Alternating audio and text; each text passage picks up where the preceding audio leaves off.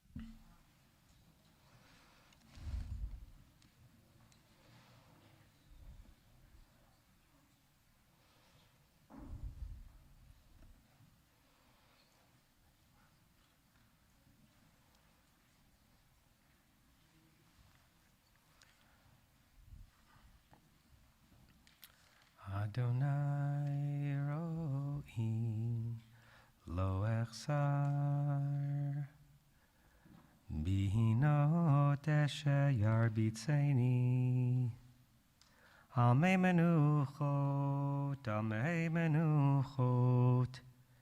yenaleini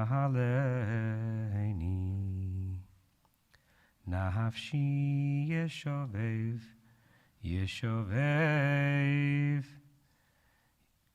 Yancheini v'magle tzedek Yancheini v'magle tzedek Leman shemo Gam ki elech Begetz hamavet Lo ira ra ki ata imadi Shivtecha umishantecha Hema yenachamuni Taharoch lefanai shulchan neged sorarai Dishanta bashemen roshi kosi revaya Ach tov chesed yirdefuni kol yemei chayai veshavti beveit Adonai leorech yamim Adonai ro'i lo echsar Adonai ro'i lo echsar.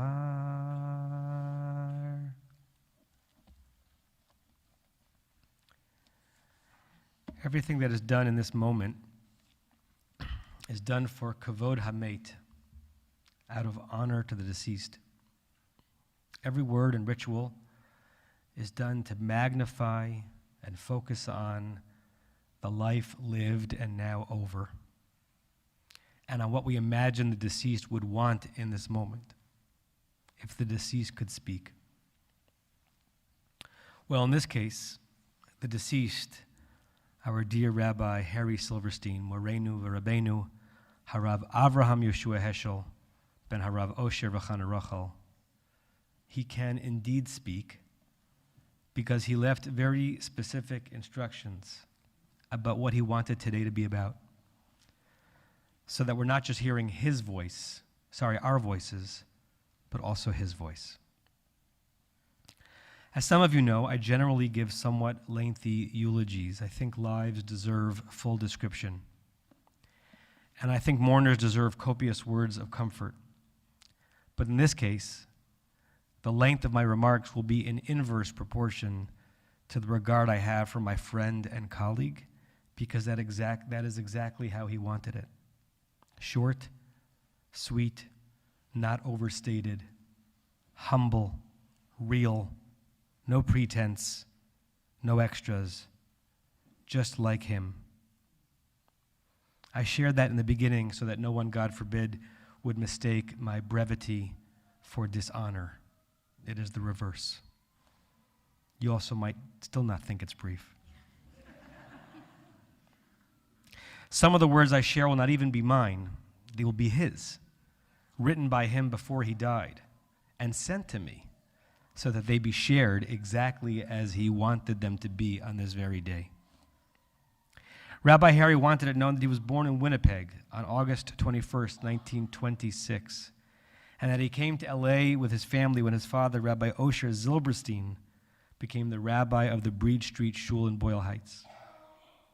After graduating from UCLA, he entered JTS Rabbinical School in New York. He was ordained as a rabbi in 1953. His first work as a rabbi was not at Beth Am. It wasn't even at a synagogue. This was during the Korean War, and Rabbi Harry joined the Air Force as a chaplain, first lieutenant. He first served in the San Antonio. And the story of how he got transferred to Biloxi is remarkable and says much about what Rabbi Harry's superiors thought about him and his character. At the time, military bases in the South were segregated. This was 10 years before the Civil Rights Movement.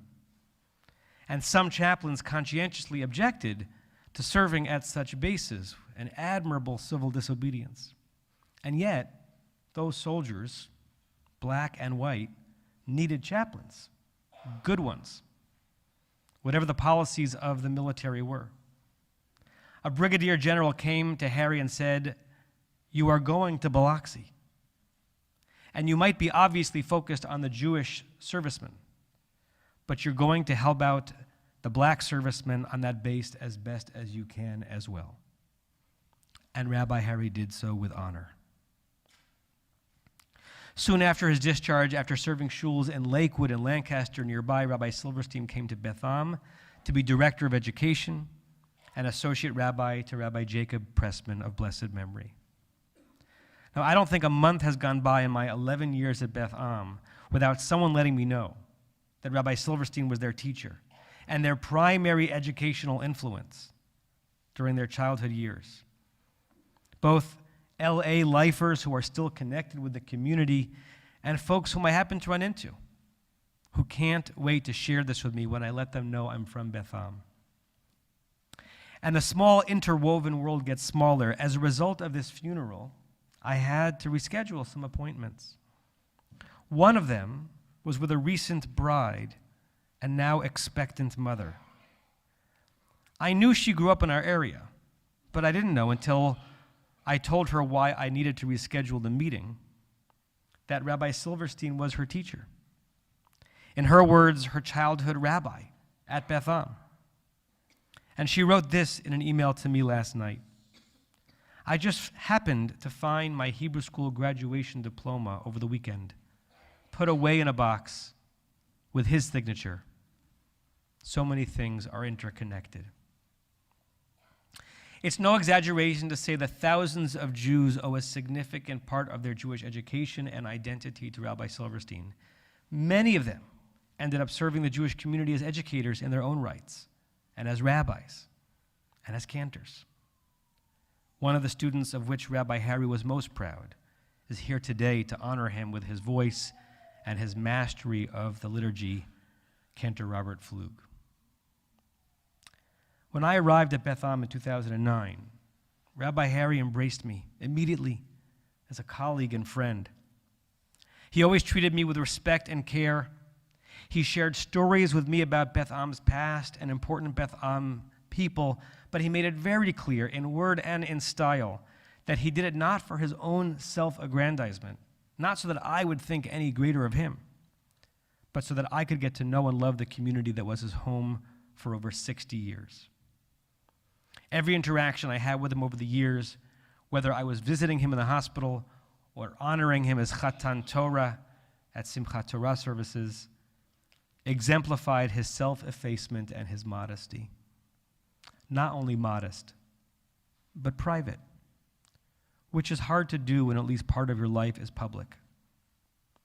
When he was hospitalized here and there for ailments, he refused to be listed on the Mishaberach prayer list. Not because he didn't believe in the power of prayer, but because he knew how recognizable his Hebrew name was, particularly at Betham. And he didn't want to bother people or have them feel obligated to visit. Once when I visited him in a hospital, he deflected questions about his health and asked what gift my daughter would want for her bat mitzvah. Rabbi Harry was a man of wit, sometimes intentionally.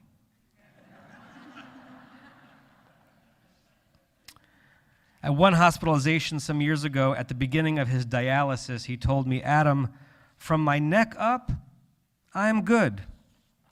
From the neck down, And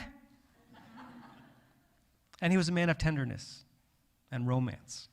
I once asked him in the last few years during another hospitalization, "Rabbi, is there anything that you need?"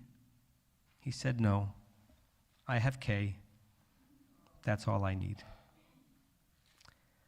The end of life was not gentle for a man who brought gentleness and care to so many.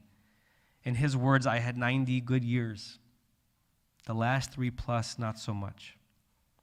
But still he was plucky and optimistic against all odds and even to his own great discomfort. He endured dialysis, which in his words is no picnic. He did it bravely and gamely to extend his life and to extend his love with Kay. I saw him at Beverly Hills Rehab just a few weeks ago. It turns out he was really in his last days of life, but you wouldn't have known it from seeing him.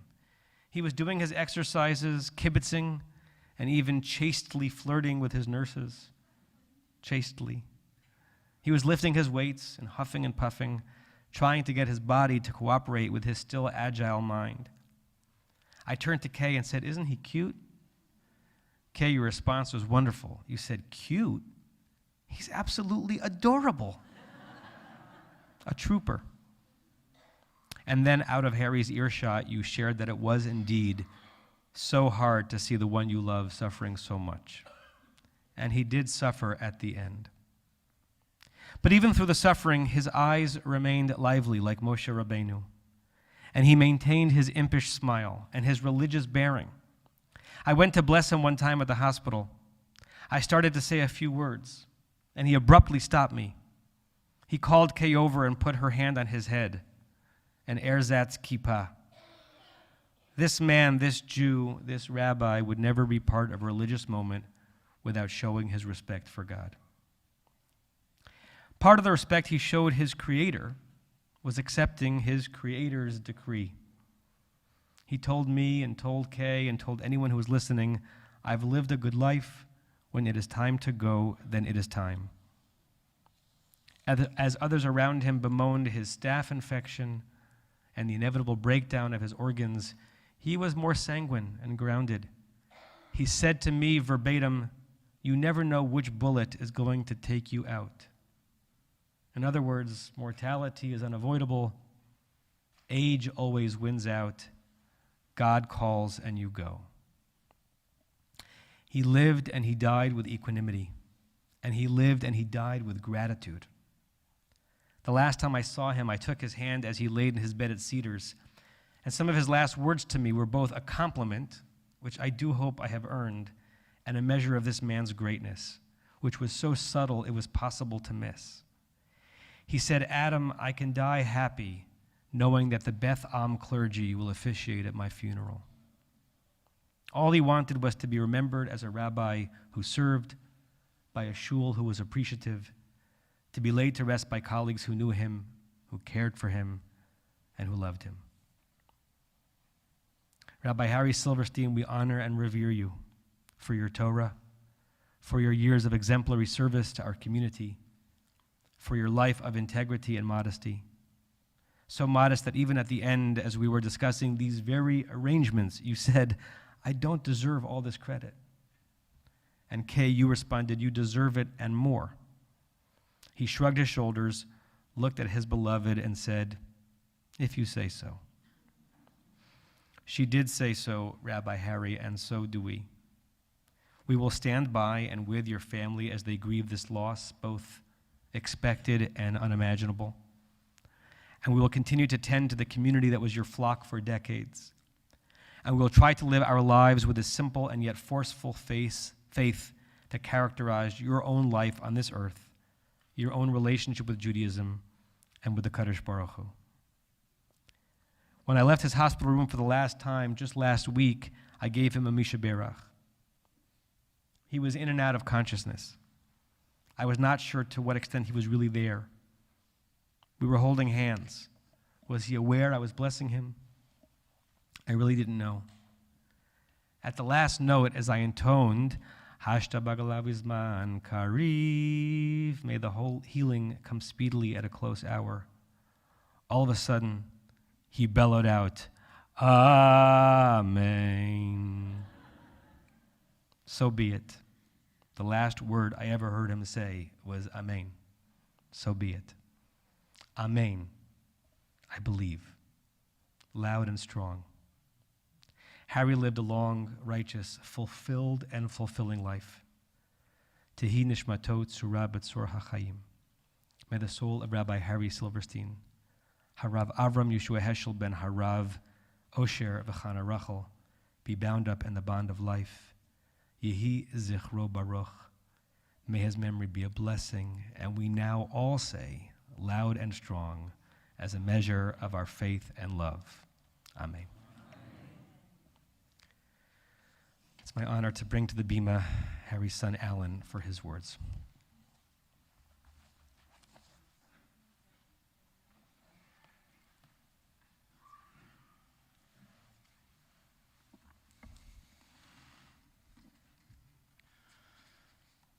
A couple of years ago, my father told me to write his eulogy so he could read it before he died. I did, and presented him an earlier version of this to him. I asked him how he liked it. He gave me a B+. Those of you who know my father well will understand this. I consider myself fortunate to have had a father for as long as I did. Some of my earliest memories were of Dad doing his morning calisthenics in the living room floor and singing kid songs to me and David as we sat on his back while he did push-ups. He loved going to movies, and he took me along as a small boy.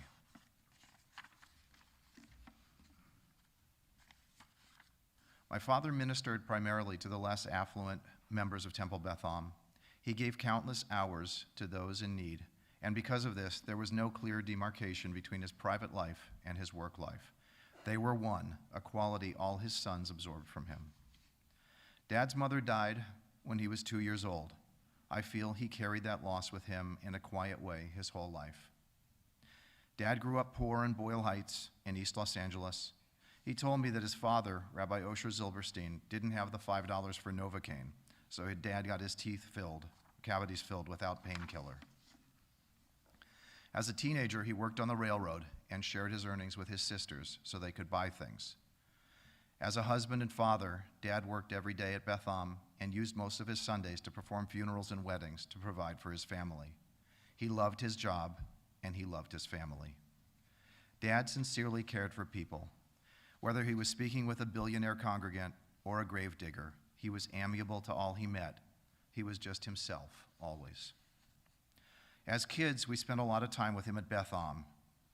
Here is what else I observed. I never saw the slightest sign of arrogance in him. It would never have occurred to him to want to rise socially in the world, to be more than he was. I never saw him commit a socially mean act. I never saw him put down anyone who had less or fawn over anyone better off than he. The greatest compliment Dad gave was that he was proud of you. That compliment was a gem received on rare occasions. You had to do something special to deserve it. My father enjoyed donating to charity and tipping people who helped him. He was always a sport and encouraged us to be generous also. Dad wasn't afraid of death. In his 60-year career as a rabbi, he performed thousands of funerals and dedication ceremonies. He knew death as well as anyone can. That's why he asked me to write his eulogy while he was alive. He wasn't afraid. 3 years ago, when Dad found out he needed dialysis, he told us that he had had a good life and he was ready to die. But we, his family, asked him to start dialysis to stay with us longer. Against his own wishes, he did. We wanted to have our father for as long as we could. He continued living for us, and we thank him for spending those additional difficult years with us. We wisely used the time to become closer and be together more. Additionally, we are grateful to our mother, his soulmate Kay, who cared for him every minute of every day and kept our family whole for as long as she did. They were married for 58 years. A few weeks ago, when dialysis became too much for him, Dad decided to stop taking it. It was a firm, matter-of-fact decision from which he never wavered. We tried every emotional and intellectual argument to get him to reverse his decision.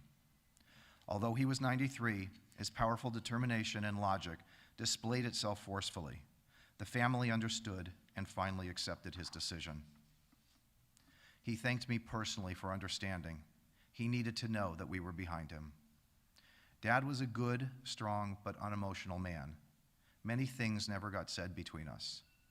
Last week, conscious that our time together was running out, I slept over at the hospital to have the night to talk with him alone. I thanked him for raising me, for giving me a safe environment in which to grow up, and for his true happiness at my running my own business. There were many more things I wanted to tell him, but he was tough till the end, and it just didn't seem right. How can one properly thank a parent for the thousands of kindnesses they do for a child? Dad was a loyal family man. Loyalty was a key character trait for him. He assured me that he felt our love and loyalty to him.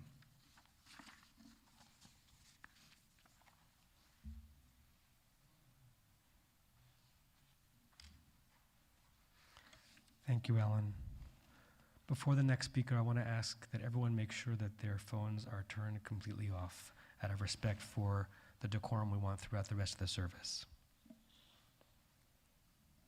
That might mean checking yours to make sure yours is.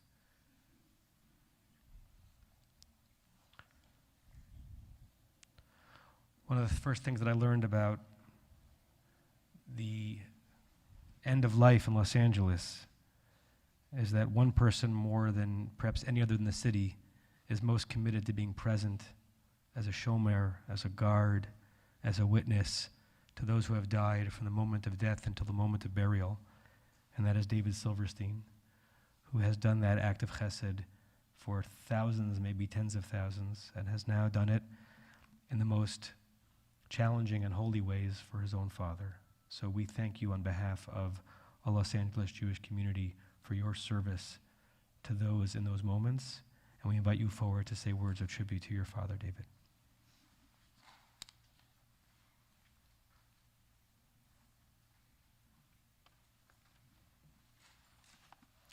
Thank you, Rabbi. My father asked me to read this poem at his funeral service. This is from Acharei Moti by Chaim Nachman Bialik. After my death, thus shall you mourn for me. There was a man, and behold, he is no more. Before his time, the man died, and the song of his life was interrupted in the middle. And how tragic. He had one more song, and now the song, too, is lost forever. I found out last night that my dad was born on Shabbat, on August 21st, 1926. So he entered this world on Shabbat and left this world on Shabbat, which is a great merit for him. The Torah portion that was recited on his day of birth was Parshat Ki Teitzei, and the Torah portion that was recited on his day of leaving this world was Parshat Bo, which have to do with going and coming, respectively, and which represents a complete circle of life. The following quotation and commentary from Pirkei Avot 4:17 reflect the example my father set for his sons, family, and everyone who was blessed to be touched by his presence. The crown of Shem Tov. Rabbi Shimon says there are three crowns: the crown of Torah, the crown of priesthood, and the crown of kingship. But the crown of a good name surpasses them all. This crown adorns someone whose deeds and behavior earn him the respect and affection of others. The crown of a good name fits my father perfectly. I will miss you so much, Dad. I love you.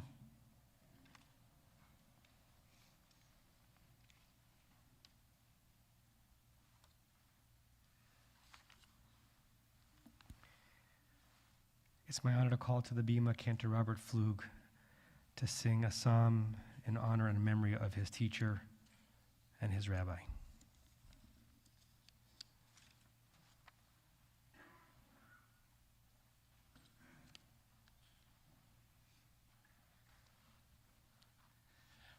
Thank you, Rabbi, for this honor.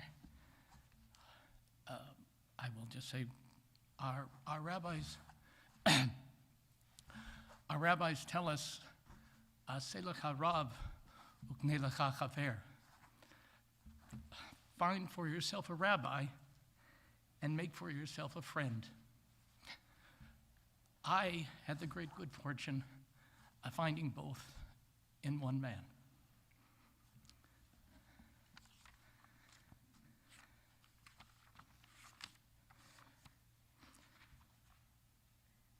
I will lift my eyes to the mountain. What is the source of my help? The source of my help is the Lord, creator of heaven and earth. Please join me if you can. Shir lamalot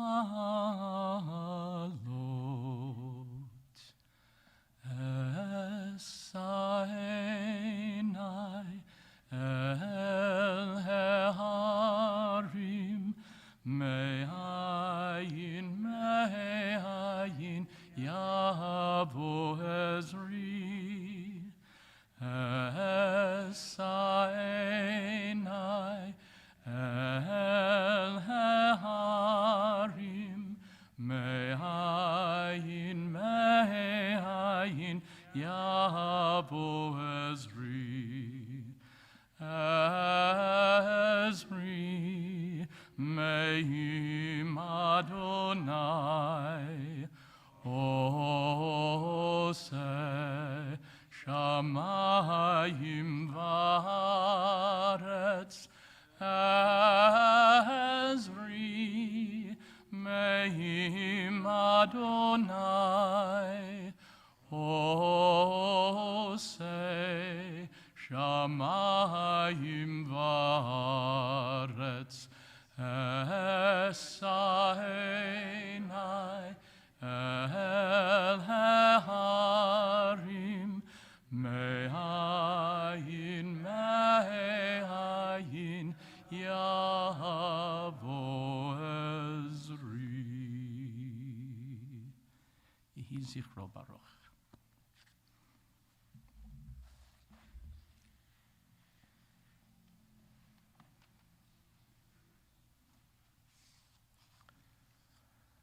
My honor to call to the bima Dr. Clara Silverstein, Fegi, who's here from Yerushalayim to share words of praise and tribute.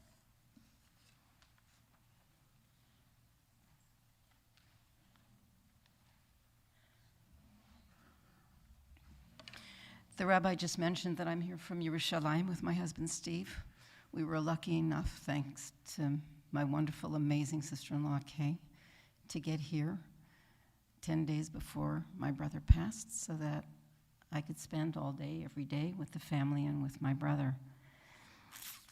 One would think that I wound up in Yerushalayim because of some kind of Zionism. After all, I went to Jewish day schools. I was in Bnei Akiva and Camp Ramah, Camp Moshava, but that's not really the source. The source is that when I was 4 years old, my brother Shesh gave me a little tiny bank, and he put in 5 pennies. And he said, if you start saving your money now, you'll be able to go to Israel all by yourself on your own money when you graduate high school. I didn't make it for high school, but I made it for college. And why I share that with you is because, well, living in Jerusalem is so very important to me. The truth is, that was my brother. He was practical, he was focused, and he always did the right thing. My brother comes from tremendous yichus, lineage, on both sides of his family. You can tell from his name, Avraham Yehoshua Heschel, that he is a descendant of the Chernobyl Rebbe and the Opta Rebbe, because everyone in those families has that name. He's also a descendant of Belzer Hasidim, of Rabbi Nachman of Breslev, of the Karlin Stolin Hasidim, and even goes all the way back to the Baal Shem Tov. But would any of you have known that? Of course not. Because for my brother, his family yichus was not something he stood on. He stood on yichus atzmi, the acts that he did on his own, the successes that he made on his own. Self-importance, as you've heard, was not important to my brother. Giving, building, connecting, that was important to my brother. Friendships, my brother came from Winnipeg when he was 9 years old in 1935. And unless the person has already passed away, you can believe that my brother stayed friends with all the friends he made until today. There's something else about my brother, and that is that he came, as you know, not just a prestigious family, but a family dedicated to Torah and to learning. Jewish education was most important. As a friend of mine just wrote by consolation, Rabbi Steve Einstein, who you Reform Rabbi, Harry was a blessing to so many and will be remembered for his educational leadership and good deeds too numerous to count. You would think that my brother's emphasis was on how much one learned, how much Torah one had, but that wasn't his emphasis.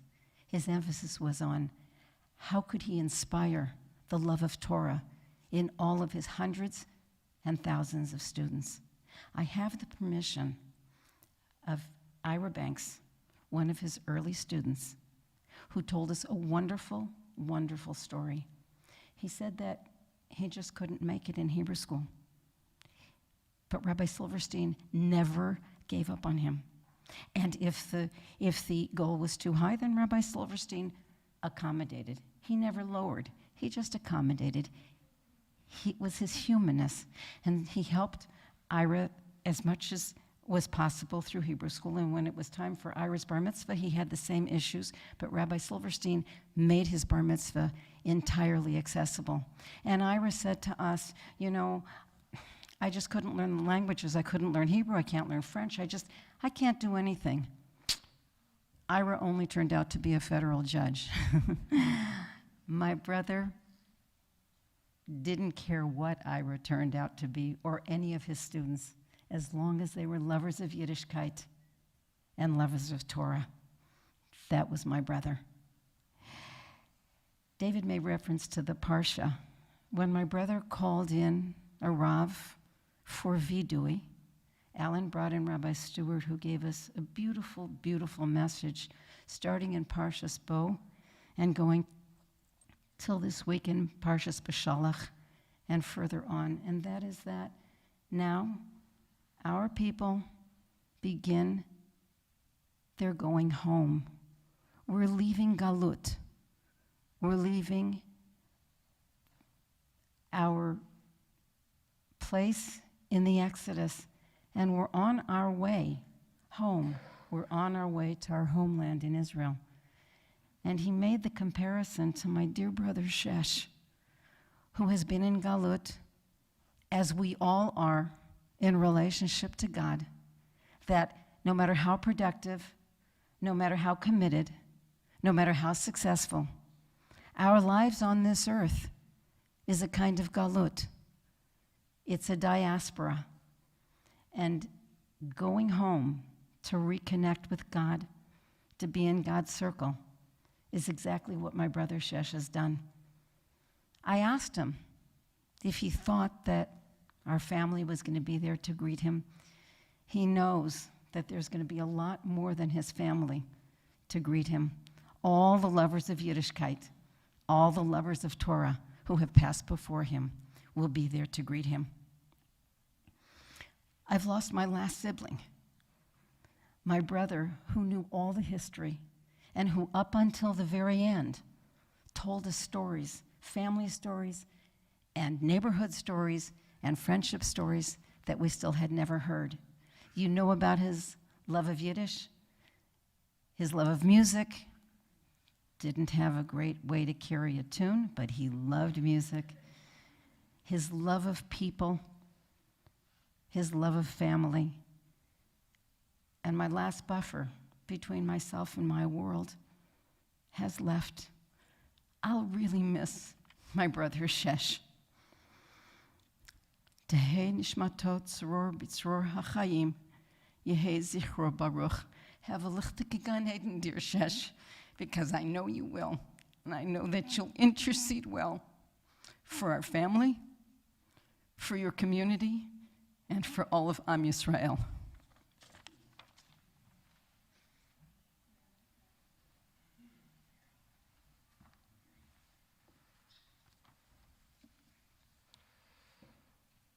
Thank you, Clara. It's now time we turn to the next generation and invite Nathan Silverstein up to come forward and speak about his grandfather.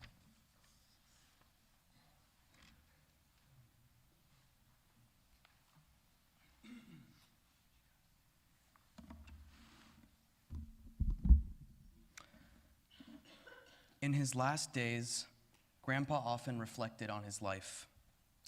He would tell me, "I've had 90 good years and 3 not so good years.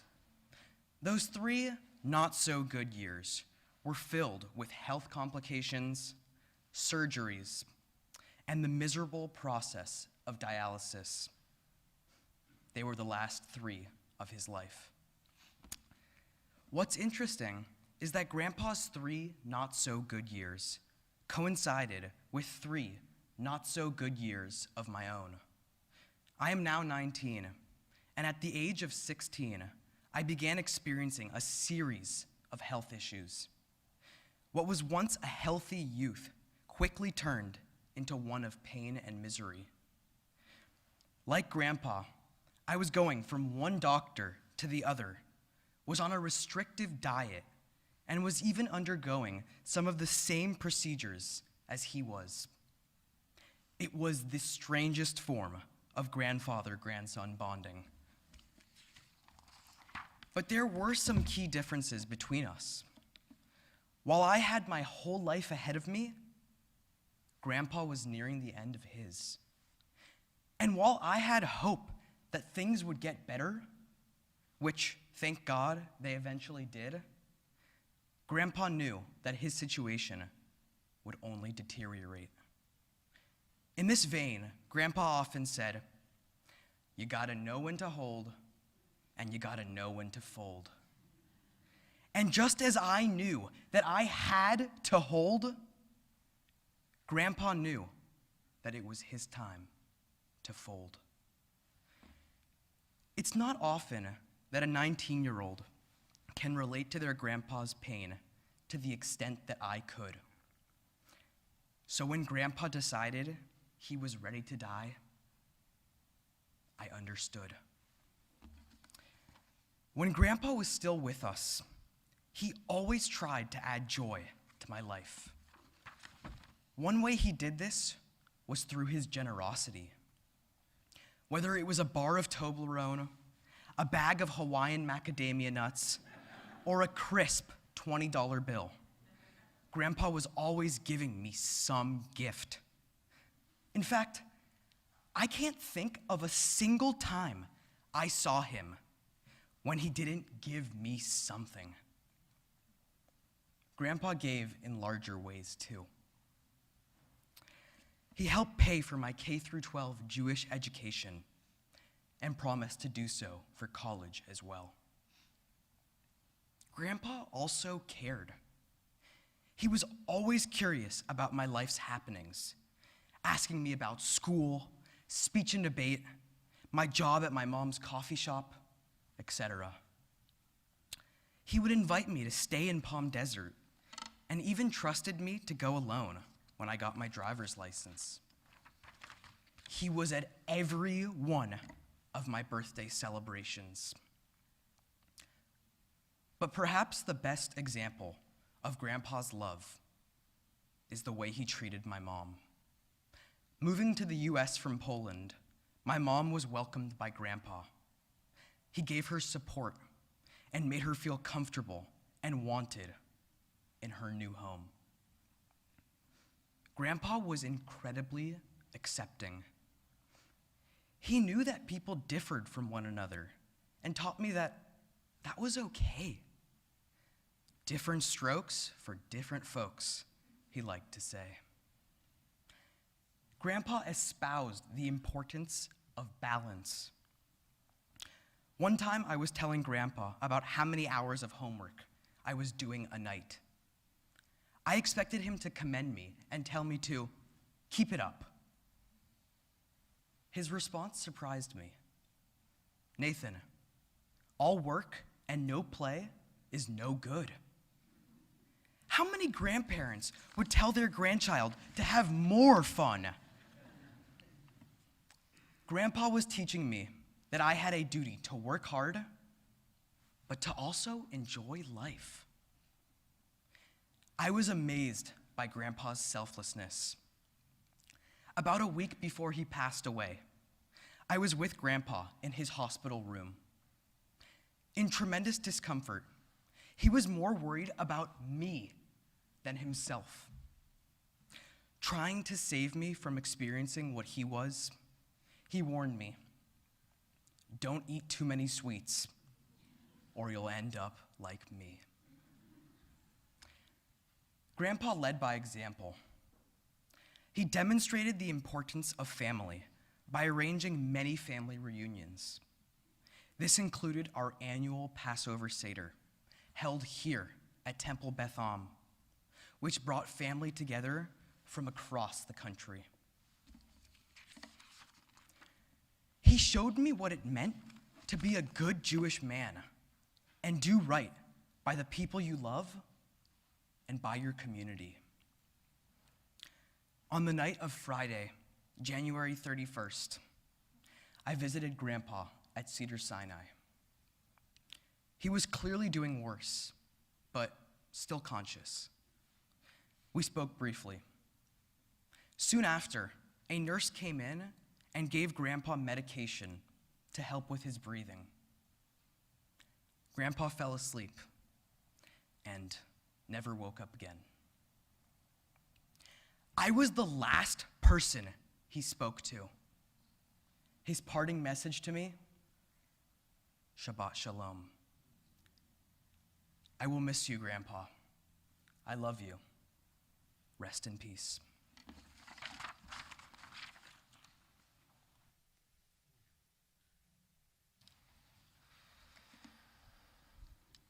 Thank you so much, Nathan.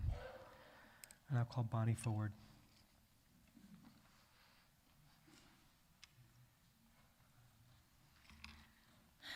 I think my father-in-law is kind of chuckling right now because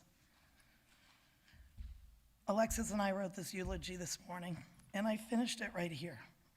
The reason he's laughing is because when he would come to us for dinner, he always felt lucky that I was never completely prepared, because he could sit down in front of the TV, watch a little football or a little basketball, and that made him happy. And then he came in and ate the dinner, which he always said he really liked. So, so I know he's up there laughing. She got it done at the last minute. So a few days before he passed, I was standing at my father-in-law's bedside, and he told me that he's been around 93 years, and that's enough. He was ready to go. I told him that I've only been around him for 18 years, and it really wasn't enough for me. But I then proceeded to tell him that I knew that it was his wish and that to go now, and that he couldn't stay with us any longer, and that out of respect for him, I was going to help him in any way I could to get to where he wanted to go. Even though he was ready to go, his body was so strong, and he made it longer than he had expected. But in that time, we were all able to say our goodbyes. His wife, my mother-in-law, who I consider a mother now, his sister who came in from Israel, his sons, his grandchildren, and other friends and family that were able to come by. He has 3 grandchildren that are older and 3 that are younger. My son, was able to play the violin for him, and I knew he's new to the violin, so it might be a little screechy. So I asked Alan, "You sure it's okay with Dad for Ryan to come play?" And Alan asked him, "Sure, he has to come play." And he came and he played, and it was something that we'll all remember. The last 2 weeks were surreal. We spoke with him about not being with us. When I talked to people about it, they couldn't understand it, but for us that were there, we understood it. But he said to us, "I want to go so my funeral can be on Sunday." And you wonder why. He wanted to make sure all of you had a place to park. That really was him. And I said, when he passed on Shabbos, we knew that was impossible. And I said, we plan and God laughs. And then I started to read the Tehillim, and I realized he passed on Saturday. Then I was speaking to him, a friend of mine, and she said, Sadiq passes on Saturday. And so Dad could never have been buried on Sunday because he had to pass on Saturday. It would have been impossible. In the past 18 years that I have known and loved my father-in-law, I cannot count how many valuable lessons he has taught me that I will carry with me for the rest of my life. The first lesson he taught was his respect and admiration of his wife, Kay, my mother-in-law. He often spoke of the fact that she was the one taking care of him for the past few years, and that without her, he could not have survived. But it was beyond that. He respected her opinions and asked for them often. He saw her as his right-hand woman, and I am truly grateful for the fact that he was able to pass on this knowledge and respect to my husband, Alan. I remember so many funny memories that me and my father-in-law shared together, and here are a few. People have talked about the Toblerone and the Sunkist candies. He would say to me, "Bonnie, can you go to Costco and get me some more boxes of the Toblerone?" Even though my mother-in-law would say, "Bonnie, please, only get 6, he would be 20. Get me 20. 20 boxes full of 6 each. The Sunkist candies. And he would bring them, because she had to schlep them, so. He would bring them and he would give them to people. And my father-in-law gave, expecting nothing in return. He gave those candies, it didn't matter. He gave them to somebody from the biggest rabbi or the biggest doctor to the guy digging the graves, because he wanted to show them how much he appreciated them without expecting anything in return. Another thing that showed that to me, in his last few weeks, I made meatloaf. And because of him, I learned how to make a better, moister meatloaf. But in the end, he said, "Bonnie, I want to give you a check. I need to pay you for the meatloaf." Because that's who he was. He didn't want to take anything. He wanted to give and give. And I said, "Can you please just let me have the mitzvah of doing this?" And he looked at me and he smiled. And he said, "Okay." He was going to do that. Last thing I'm going to talk about is my father-in-law taught me there were 2 things. We were here at Beth Am one time, and I came over. I said, "Dad, what do you want me to get you?" There was food. He says, "Go to the dessert first." First, you eat dessert, because you never know what's going to happen. And so either fortunately or unfortunately, I have taken this to heart. Always eat dessert. Never pass up on the dessert. My father-in-law also had so much control until his last moments. And here are a few examples. On Friday night, his sons were with him. 2 of his sons were with him. His oldest, Alan, and his youngest, Robert. And this was the beginning of the end. And they were there. But he couldn't go until David got there the next morning on Shabbos. That's a control so powerful in his life and even powerful to the end when he left us. Thank you.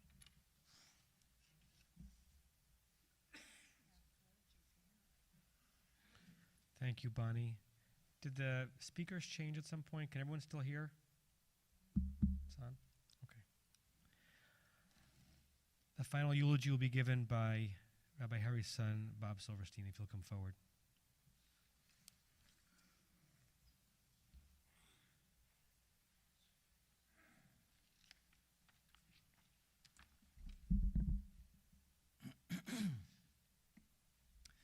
I was fortunate to have a father who guided and loved me my whole life. Some background will help you understand this incredible man. In 1925, Dad's parents and older sisters came to Winnipeg, Canada, fleeing pogroms and communism in Ukraine. The next year, 1926, Dad was born in Canada. His mother passed away when he was 2. I recently told Dad I would care for his mother's burial place in Winnipeg and put flowers there. He thanked me and said, "Poor soul, she saw a lot of murder in her day." After his mother's death, and while his father was away working, a neighbor, Gessie Glass, took care of him. She gave him love, protection, and a stable home in those early years. Nevertheless, officials heard Dad's parents were absent. They tried to take Dad to an orphanage, but Gessie pointed to her 6'2" adult son, Louis, and said, "If you can get past him, you can have the baby." They never came again. When his father returned, the family eventually moved to Boyle Heights in Los Angeles. Life was better here, but Dad's whole childhood was during the Great Depression. They had little, and everything was earned through hard work. This all relates to Dad's outlook. His background helped him overcome challenges and feel gratitude for everything. About life, Dad once told me, "You win some and you lose some. You try to win a little more than you lose." It was a positive and practical perspective. A saying he often quoted from Pirkei Avot, the ethics of our fathers, is, "Eze hu chacham, haroeh et hanolad." Who is a wise person? He who understands what is happening and can accept it. It was with that understanding that Dad began the rigors of kidney dialysis treatment 3 years ago. But although it kept him alive, the process was awful for him. We think Dad held on the last 3 years mostly because we wanted and needed him to. Finally, a few weeks ago, and facing multiple health complications, Dad decided he'd had enough. On Thursday, January 23, when I was with Dad at the hospital, he firmly told the doctors he wanted to stop dialysis and was ready to die. Quoting Martin Luther King Jr., he told them, "Free at last, thank God I'll be free at last." Mom said, "Yes, precious, but how do we preserve your incredible brain and heart?" And Dad simply turned up his hand like this, as if to say there was no good answer to that question, and he continued watching impeachment news on TV.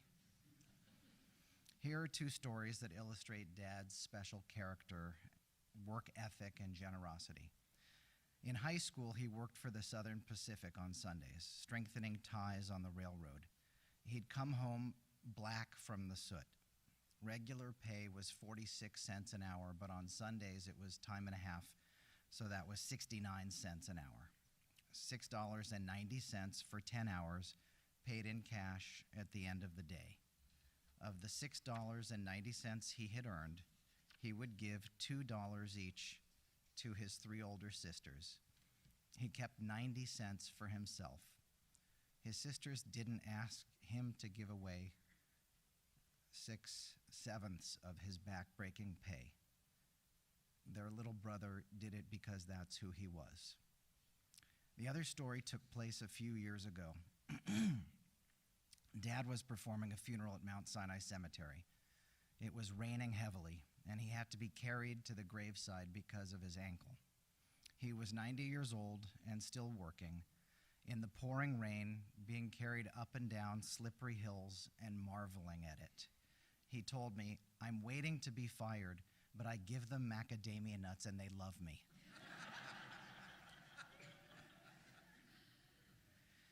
Dad worked his whole life because he was a provider and because his role as a Jewish leader meant so much to him and the community.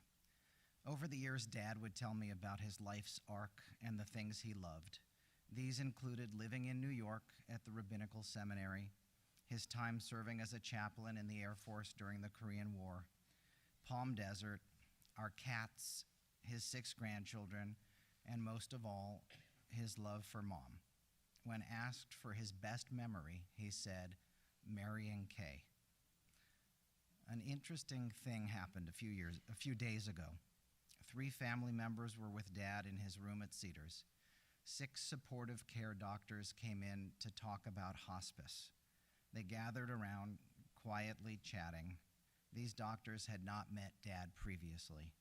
They only saw a man in bed, connected to oxygen and an IV, and appearing unconscious. Suddenly, Dad's beautiful blue eyes opened, and without a second of delay, he pointed to every person around and started counting 1, 2, 3, all the way up to 9, and he said, 1 more and we'd have a minion. Then he asked, to what do I owe the dubious distinction of having you all look at me?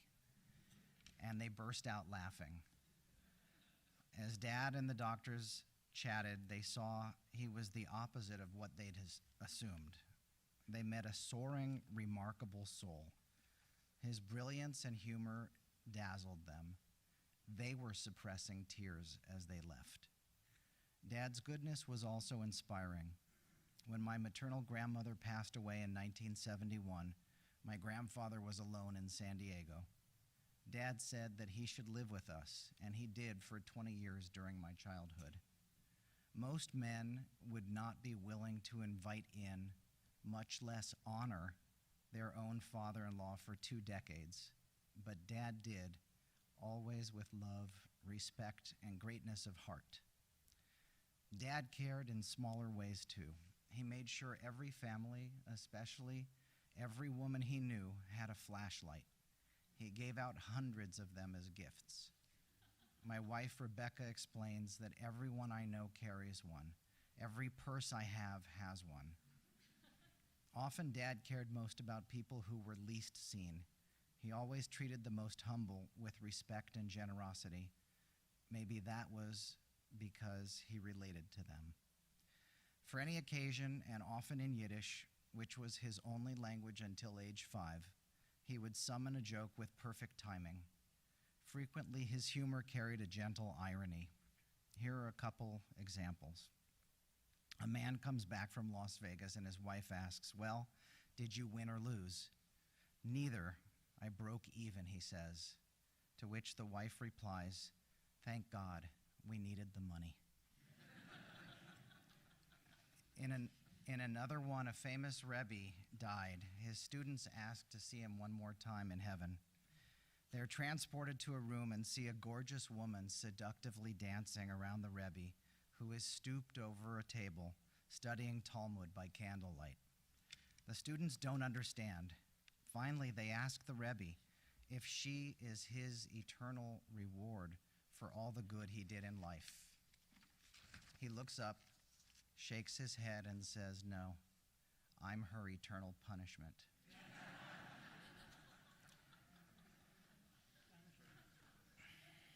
Surprisingly, Dad liked bagpipe music. I said, Dad, am I remembering correctly that you want a bagpipe player at your funeral? And he answered, I did, but I can survive without it.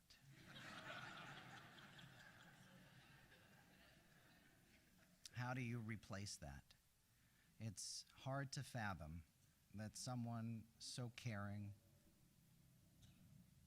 and brilliant and present a few days ago is now gone. The world was fortunate to have him for 93 years.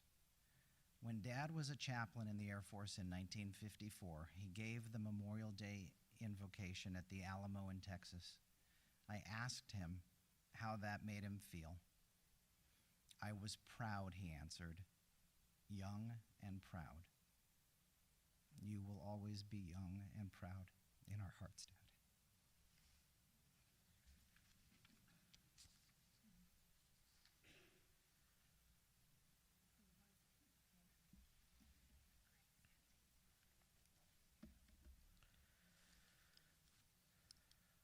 We at Beth Am are aware and have proper reverence for the giants who came before us and served this community. And that stays on our shoulders as we try to continue their holy work. In a moment, we'll have our cantor, Rabbi Hilary Chorney, sing the El Malei Rachamim in Rabbi Harry's memory. And I convey the condolences and the love of the entire Beth Am staff and community, including those of Rabbi Joel Rembaum, who is out of the country right now. Otherwise, of course, he would be here to express his care and concern. I ask you all to rise as the El Malei Rachamim is recited.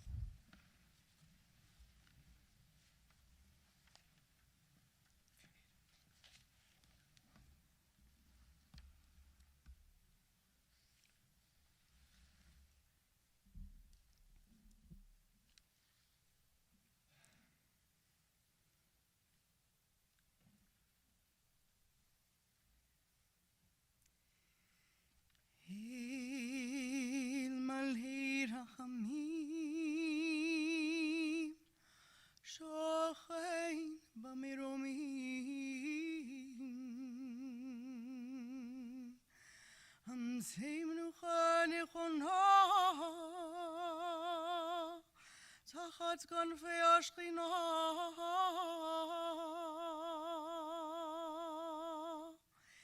ומעלות קדושים וטהורים כזוהר הרקיע המזהירים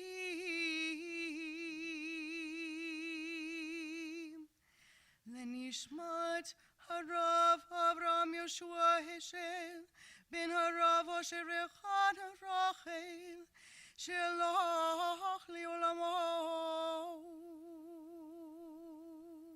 וגן עדן תהי מנוחתו ענה בעל הרחמים הסתירהו בסתר כנפיך לעולמים וצרור בצרור החיים את נשמתו אדוני הוא נחלתו ינוח בשלום על משכבו ונאמר אמן.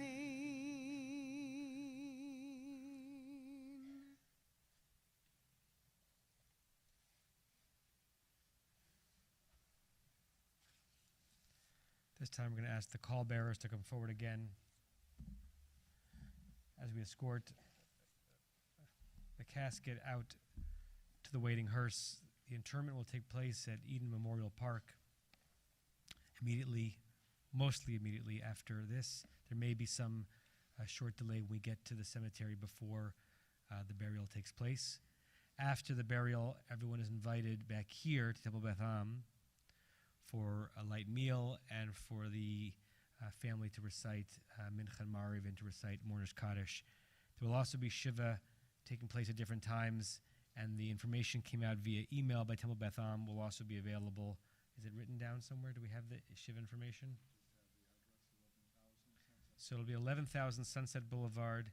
It'll be taking place there on Wednesday night, Wednesday, Thursday, and Sunday from 3:30 to 7:30 with Mincha at 5:15 p.m.